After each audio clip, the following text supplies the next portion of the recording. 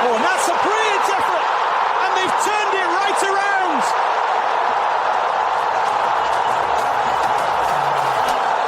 In the space of a few minutes, Saudi Arabia grab control of the game.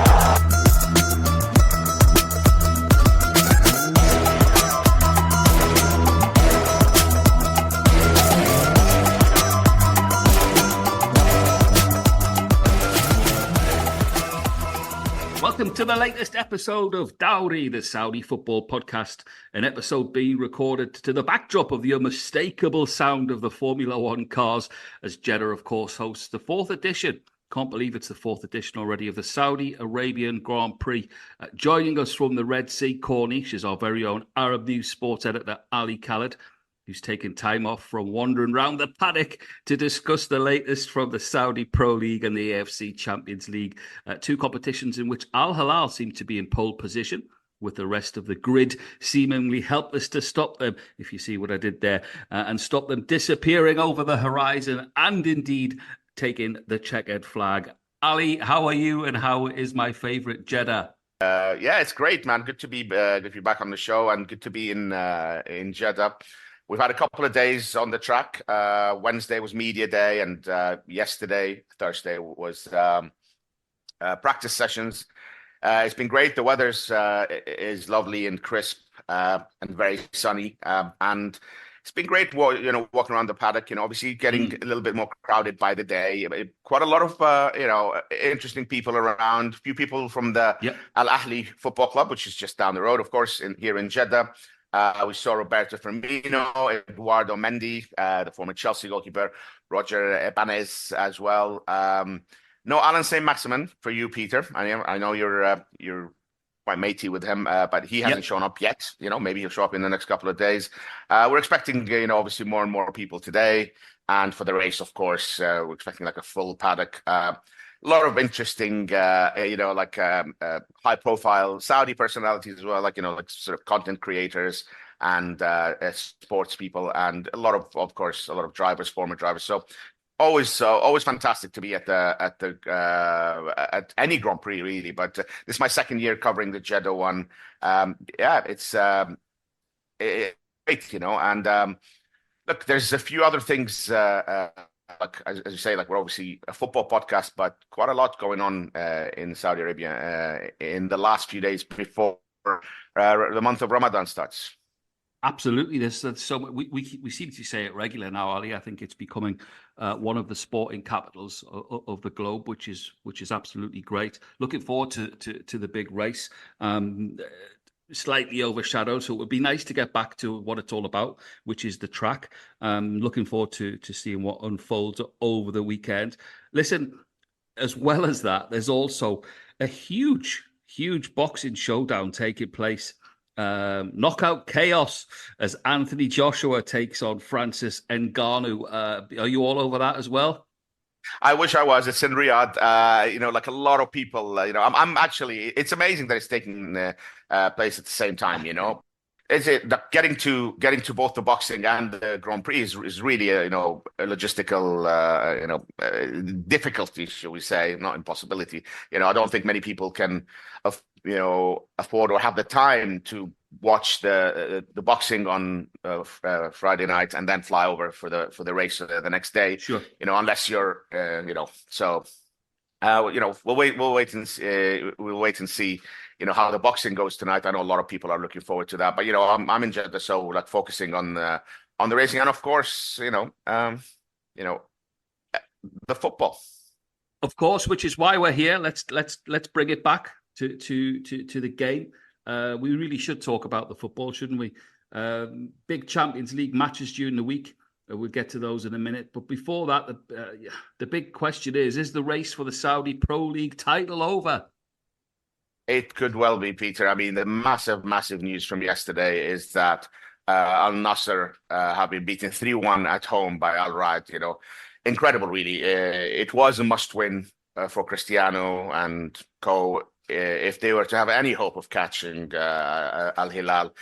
They've lost at home as well, and Hilal now really have an opportunity to open up a lead that would just about be impossible to bridge. I think for many people, probably even currently, it's impossible to bridge, or what even was a few weeks ago.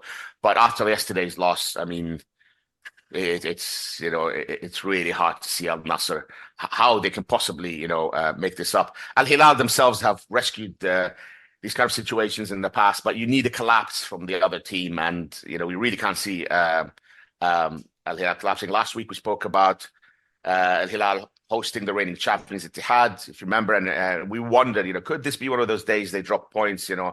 It wasn't. They won 3-1 to extend the lead to the top to 9 points with a game in hand.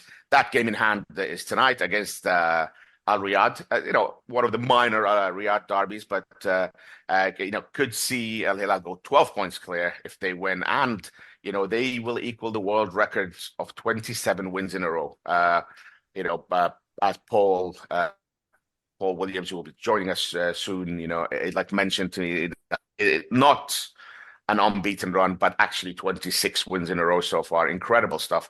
The form they're in, I don't think you could see any other outcome than beating Riyadh today, equaling that record, and probably getting the world record next week. Incredible for and an amazing, what an achievement for Al Hilal. And really, we could be looking back at this weekend as the one where the Saudi Pro League season was decided. Indeed. Plenty more on the SPL to discuss. We'll do that shortly with our special guest, as you say. But first, some big games in the Champions League. Not a great few days for Al-Nassr. No, I mean, we're just saying how, their title challenge is over. The highly anticipated matchup with Al Ain saw Al-Nassr lose 1-0 in the away leg. Look, the way things are going for them, there's no indication this could be turned around easily in the return leg. They will be favorites, I think, to win the match and at least, possibly take it into extra time or just win it in 90 minutes. But Al-Nassr Al Ain are a good team, and they could very well, this could be a bit of an upset on the cards as well. And Al-Nassr will be thinking this is their best opportunity to have a really sort of season to remember, one that will justify, the presence of all these big stars on their books and all that, because, like I said, the title really does look like it's gone. A lot of people that I spoke to here yesterday, both Ittihad fans, I should say, Hilal fans, Al-Nassr fans, and people, elsewhere as well, were thinking, that's it, the title's done here. Look, in the Champions League, in the All-Saudi title, Hilal beat Al-Ittihad 2-0 at home, only days after beating them in the league, of course. Goals came from Mitrovic and Salam Dawri in front of a great crowd, a really, really ecstatic crowd, should I say. And I think in that time, that really should be that. Again, just talking to some of the journalists and people here in Jeddah, and a few Ittihad fans as well, and not many people see Hilal throwing this one away. Ittihad haven't really been having the greatest of seasons, and even the second leg at home, I really think Hilal will not necessarily comfortably go through, but will go through. They just look unstoppable at home and in Asia. Absolutely. Let it be said, Ali, just before I bring today's special guest in, this just going back to Ronaldo, since the altercation and his fine and his one-game ban, it unsettled anything. They had a couple of poor results, and maybe... Yeah, I mean, it's a good point, Peter. It's a really good point, because as you say, there's been a bit of negativity around the place. Look, the thing is, even when we went into the Asian Cup break, it was I think the points difference was 7 at that point. So it was already a big points difference, And in a way, their title challenge was hanging by a thread. They didn't really have much margin for error, So even, if you go through, couple of bad results, which happens to any team, then Al-Hilal are merciless, they'll just take care of it eventually. 7 points is quite a big gap already. Now it's 9, it could be 12 by tomorrow morning. So, but yes, I think, certainly we might look back again I said on these few days, but could be on this last couple of 10 days or so, and think, this is where it went wrong for Al-Nassr. He definitely upset the apple cart. Okay, listen, great time to bring in our special guest all the way from down under, Paul Williams of the Asian Game website and podcast. Paul, as always, great to have you back with us. Great to join you guys. How are you? Very well, very well. Just getting my point in there about Ronaldo possibly upsetting an apple cart that was already off down the hill. We know that, but it hasn't added, Paul, has it, to any stability or any sort of possibilities of that gap being, looked at by Ronaldo and co. It certainly hasn't, and as you said, the point you made, ever since that point in time, they haven't won. They drew 4-4 home with Al-Hazem in the game that Ronaldo missed. Talisca scored a hat-trick in that game, but that was a shock result to draw 4-4 against the team that was, at that point, and still is, bottom of the table. They then went to LA and lost that game over there, and then somehow, I mean, when I woke up this morning and saw the result that they'd lost 3-1 at home to Al Riyadh, as you said before, I mean, and unless there is the implosion of all implosions from Al-Hilal, that is the title race done and dusted. You would think, you would expect them to get the job done tonight against Al Riyadh that would extend that lead out. And it's impossible to see Al-Hilal imploding in that sense because, as Ali just said before, they're absolutely merciless so far this season. And even if Al-Nassr went on to win every game for the remainder of the season, it still may not have been enough to overturn that deficit, as he said. So they had no margin for error, and now they've sort of just gone and thrown it away in the space of a week. Paul, it is incredible. I mean, yesterday, I didn't manage to get to watch it because, we were on the track most of the day. And I know a few of the other Saudi journalists who were with us as well. They were with us on the track. So, and because of the timing, getting back to the hotel, a lot of us missed the game. And, there was just disbelief that this result, went Al Raj's way. And, it was an absolute, must-win game, and you could possibly understand if it was thrown away against one of the big boys and all that. I mean, no disrespect to Al-Rad, of course, but but to basically, it will be looked back on as in like a massive, massive letdown. And Paul, I mean, actually, just before we get into like the rest of the football, I just wanted to mention you are a big Formula One fan. I know that, and I know you're a fan of Daniel Ricciardo as well. You've got Oscar Piastri as well. Like a couple of Aussies here. The timing is not great for you in terms of the timing of the race, but will you be keeping an eye on it, on the result? Yeah, absolutely. As I said, massive F1 fan, have been for the majority of my life. So incredibly jealous of you being there at the Grand Prix this weekend. But certainly, as you said, the time zone isn't friendly with here in Australia. The race will start at 3 a.m. in the morning, and qualifying is around about a similar time. So not particularly friendly, but I'll absolutely be paying attention. First thing I do normally in the morning when I wake up is, if I'm not checking the Saudi Pro League scores, I'm checking the F1 qualifying and practice results. And a mixed day for my boy Daniel Ricciardo yesterday. He just said that we'll be hoping for a better day today and see how it goes in qualifying.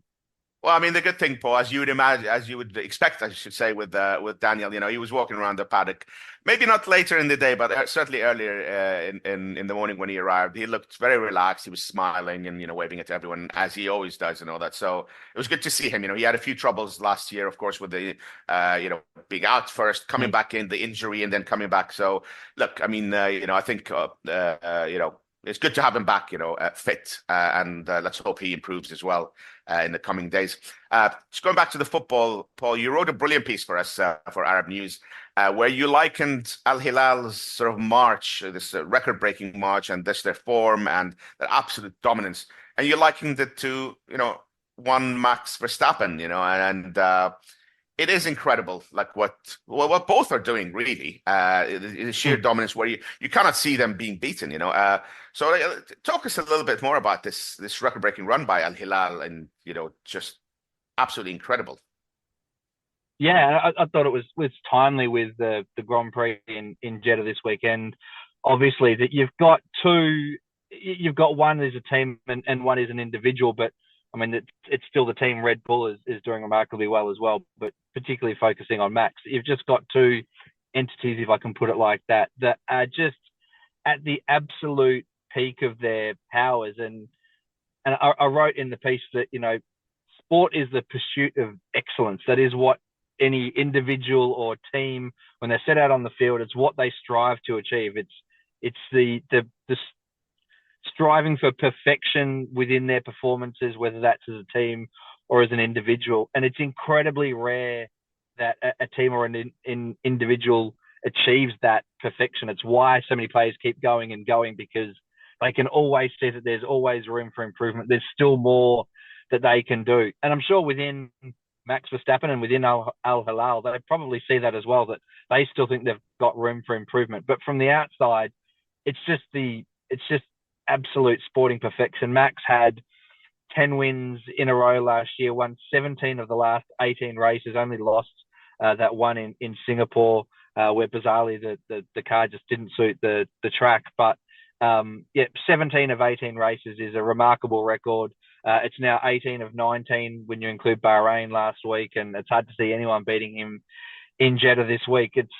It's a period of domination unlike anything we've seen in Formula One in the past. And we've seen the domination from Michael Schumacher, the domination from Lewis Hamilton, Sebastian Vettel, but none of those dominated in the way that Max and Red Bull are dominating at the moment. And then on the flip side, Al-Hilal are doing exactly the same as what Max is doing. We've never seen a period of domination like this in the Saudi Pro League before, where they're undefeated so far after 20 matches. As you said, their last 26 competitive fixtures are 26 wins in a row. I mean, it's staggering. As you said, that the world record is 27.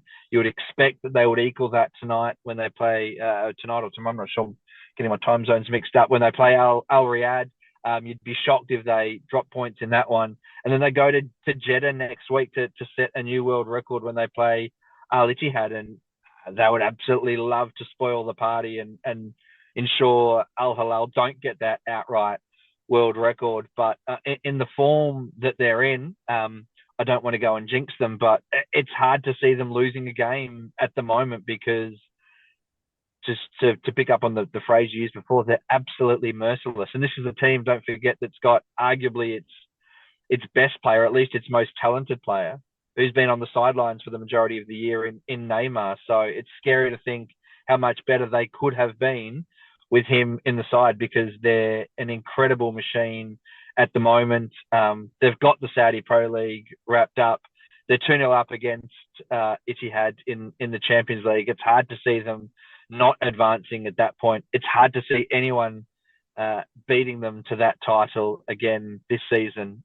So yeah, Max and Hilal are just two phenomenons at the moment that are just at the absolute peak of their powers, and both are achieving, sporting excellence, which I think we should just sit back and admire. There's a lot of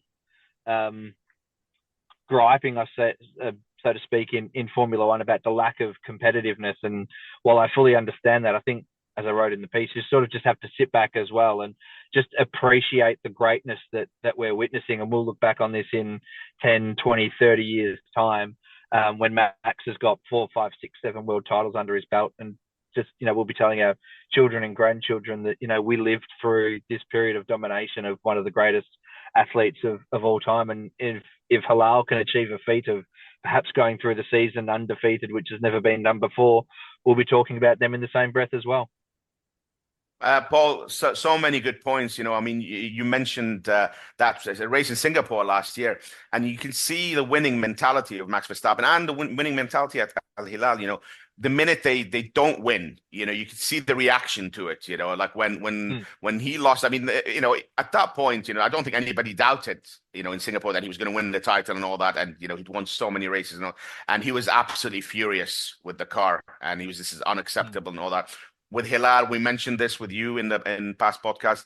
Last season, they didn't win anything, and that wouldn't have gone down well, at all, and they've come back with a vengeance. Also in the piece, you mentioned that, Max Verstappen himself has said, look, people say, maybe you've got the best car, of course you're going to win all that. And he said, well, like, again, people should appreciate that. And also, like, again, a couple of similar points is that, he does have the best car, but like a really good indication is that, this rocket ship that Red Bull have, there's still a considerable gap between him and his teammate, Perez, so again, like you might have the best, resources, but you still got to perform. Same with Al-Hilal. A lot of people will say, look, they're the biggest club in Saudi. They will have more resources, get to buy the best players, but you still have to perform. There are other clubs who spend a lot of money, doesn't always guarantee, or spend a lot of money or get the best players. Doesn't always work out, so, it is absolutely incredible. And as you say, probably will be appreciated in the future, those two.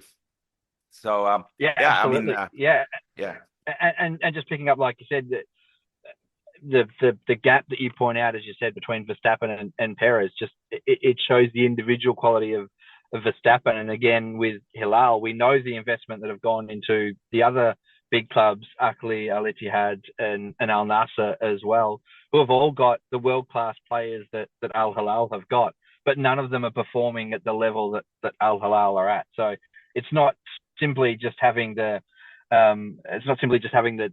tools. It's being able to get the best out of it that is what separates the good from the great, so to speak. Yeah, I mean, the great point. Listen, I mean, in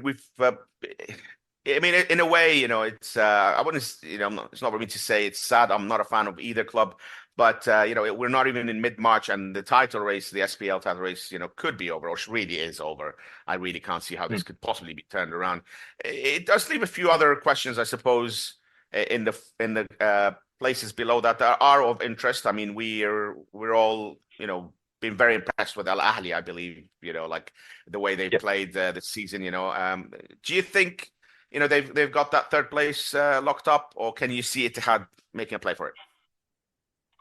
I don't think they've got it locked up just yet, because they're still capable of dropping points themselves. So I don't think they've got it locked up just yet. Of course, Hilal will finish first, Al-Nassr will finish second. I don't think anyone's going to, I can't see Al-Akli, overturning the gap to Al-Nassr unless they completely implode. But you'd expect, given the qualities that they've got, that they'll be able to turn it around. I do think missing Anderson Talisca for a substantial period of time is going to hurt them. They had that 4-4 draw in which he played, but the two losses that they've had now against Al Ain and Al Riyadh have come without Anderson Talisca, and I think that partnership that he had with Ronaldo was so prolific that I think his absence is going to be felt. But it's still hard to see them not finishing second. But yeah, Al Akli, I don't think they've got it sewn up just yet. It's whether the teams that are below them on the table are capable of stringing together consistent performances to bridge that gap, and that remains to be seen. And I think there's still a lot of interest at the foot of the table as well, and the relegation battle. It's coming sort of to that time of year where that comes into sharper focus. Al Riyadh were just above the relegation zone. That's a massive 3 points for them. Two teams in the relegation zone, Al Ta'i and Al Hazem, play each other this week. That's a 6-pointer game, that one. 3 points separate them at the moment. So whoever gets it, it's going to be a massive 3 points. So while the title race might not be done, and again, similarities to F1 last year is, while Max might be far out ahead, there are still intriguing battles behind in the midfield at different stages of the pack, and it's the case in the SPL as well. Al-Hilal might be miles out in front, but there's still a lot of intrigue elsewhere in the league that'll keep us interested until the end of the season. Final word, Paul, on Cristiano Ronaldo. I mean, one of remains really central to everything that's happening in Saudi Arabia. And we mentioned a few weeks ago, I think it was yourself on the pod as well, and I said, like, should Al-Nassr drop out of the title race, do you think they will really turn their attention to the Champions League, which is inevitable anyway, of course. I mean, that is now remains, but like it's sort of in terms of maybe perhaps resting players or, maybe taking their eye off the ball. And I think you said, that's not how he is. And, that we don't expect Ronaldo to drop his standards, I think, nor the other players, to be fair as well. But I'm just saying that possibly, subconsciously they must have thought yesterday, it's gone now. I don't think this will go down well with Ronaldo. I mean, I'm not suggesting anything about like the coach that couldn't possibly go down. Do you? Do you think so? No, he's a winner and he hates losing. And that doesn't always come out in the best way in terms of the way he reacts on the pitch, but it's that winning mentality that has allowed him to perform at such an elite level for such a long time. This is a guy who's just turned 39. He'll probably be paying into his 40s. He can do that because of the mentality that he has, and it's that drive and winning desire that has made him such an elite athlete. But I agree in that I think their attention will largely turn now to the Champions League because they've got a huge encounter this week against LA, and it is just a 1-0 deficit. It's something that they can easily overturn. They're one of the highest scoring teams in the SPL. So although they don't have Anderson, Talisca, they do still have the firepower in Ronaldo and others to cause LA damage at home. It's so evenly poised. It's going to be such a fantastic occasion. It was a fantastic occasion in LA with a sold-out stadium, a fantastic win for the home side. This tie always looked really evenly poised on paper, despite the sort of disparity in investment. LA in a fantastic Emirati club who always perform well on this stage in the Champions League. So they were always going to be a difficult opposition. I cannot wait for that second leg because Al-Nassr are going to need to attack. They're an attacking team anyway, both teams. So I suspect this is just going to be end-to-end, all-out attack. And it promises fireworks. So I cannot wait for this one. And if they get through, it looks like it's going to be Al-Hilal that get through, and we're going to be set up with an Al-Nassr versus Al-Hilal semi-final. Amazing. Which would just be absolutely incredible again. Fantastic stuff, Paul. And something that many of us have called for in the past, with the shift in how the Champions League is played, is no longer over the calendar year. It is like it falls within this traditional season. So it's nice to see that. It's good to see, maybe the league is gone now, but there's a lot of excitement still in the Champions League. Thanks a lot, Paul. Brilliant stuff as usual. Cheers, guys. Thank you. Great insight, Paul. Before you go though, got to ask you for your regular. He's smiling there, Ali, because he knows what's coming. Yeah, he was trying to get away. yeah, he's trying to, but there is no escape. Let me just put this last one to you. Okay, so it's a double question this week. Who goes through between Nassr and Al Ain and Hilal and Ittihad? Oh, one of those is easier to answer than the other. Hilal will go through against Ittihad. Even though their second leg is in Jeddah, I can't see them overturning that 2-0 deficit. So I fully expect Al-Hilal to go through there. I think it'd be great if they can do it as a 28th consecutive win and set a world record. That would be fantastic for Saudi football as well. In the other one, the absence of Anderson Talisca is going to hurt, but I still think Al-Nassr might just have enough to get through. I think they've got the firepower to do it, knowing that they need a win, knowing that this is their chance for silverware this year. I'm still going to back them to get through and set up that grandstand semi-final that we spoke about. Brilliant stuff, as always, from Paul. Ali, same question to you. I think I can't really disagree with Paul. Al-Hilal, to be honest, I mean, they've been. We've forgotten how they haven't, and I've forgotten a time when they weren't winning or drawing or anything like that. So I would expect them, even in a way, tie, even with the it had fans will be right behind them and all that. I think Al Hilal will actually win the match anyway. They've been playing so well, so expect them to go through. Al-Nassr, Alain, as Paul said, it's really, really tough to call. I mean, especially after, a few days ago, I would have said, even with their slight problems, Al-Nassr would overturn this. But after the loss to Al-Rad, you start to think, well, another bad day, at the office, as they say, that's it. They're out of the Champions League. However, I think, they will be focused, like this loss, and being out of the title race will focus their minds that, this is really it, all or nothing on this match. So I will expect them to go through. It will be very, very close though. Okay, great stuff, yes. guys. Yeah. Great stuff. Listen, what a massive, as we said at the top of the show, massive weekend of sporting greatness in Saudi Arabia. Massive thanks to our special guest, Paul. Whether you're looking for a knockout punch, the checkered flag, or hit in the back of the net, have a brilliant sporting weekend, and we will catch you next time on Dawri, our very own Arab News podcast.